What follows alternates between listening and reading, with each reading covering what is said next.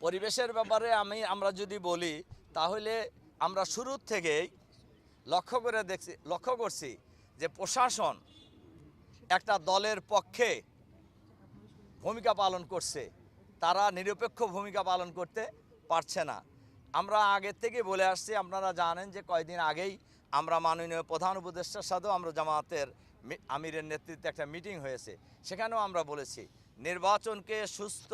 সুষ্ঠু করতে হলে, নিরপেক্ষ করতে হলে, ভোটারদের ভোটাধিকার প্রয়োগের সুযোগ দিতে হলে লেভেল প্লেয়িং ফিল্ড তৈরি করতে হবে, সবার জন্য সমান অধিকার নিশ্চিত করতে হবে, আইন শৃঙ্খলা পরিস্থিতি উন্নত করতে হবে, প্রশাসনকে নিরপেক্ষ ভূমিকা পালন করতে হবে। এর পাশাপাশি ভোটাররা যাতে যারাই প্রার্থী হয়, যে দলেরই প্রার্থী হন না কেন, তারা যাতে নির্বাচনী প্রচারণার কার্যক্রম যেন নির্বিঘ্নে করতে পারে,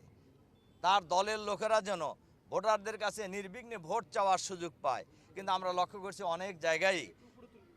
জায়গায় আমরা লক্ষ্য করছি আমাদের ভোটারদেরকে হুমকি দেওয়া হচ্ছে, আমাদের যারা কাজ করে তাদেরকে হুমকি দেওয়া হচ্ছে,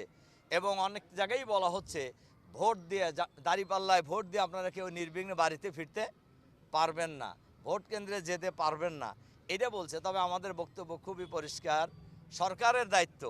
ভোটাররা যাতে নির্বিঘ্নে ভোট কেন্দ্রে যে ভোট দিতে পারে, ভোটারদের নিরাপত্তা নিশ্চিত সহ ভোট দানের পরিবেশ নিশ্চিত করার দায়িত্ব হলো সরকারের। আমরা আশা করব সরকার সেই দায়িত্ব পালন করবে, এবং আমরা অলওয়েজ আশা করব, জাতি আশা করে সরকার নিরপেক্ষ ভূমিকা পালন করবে, এবং সরকার যদি নিরপেক্ষ ভূমিকা পালন করেন আমরা আশা করব পরিবেশ ভালো থাকবে ইনশাআল্লাহ।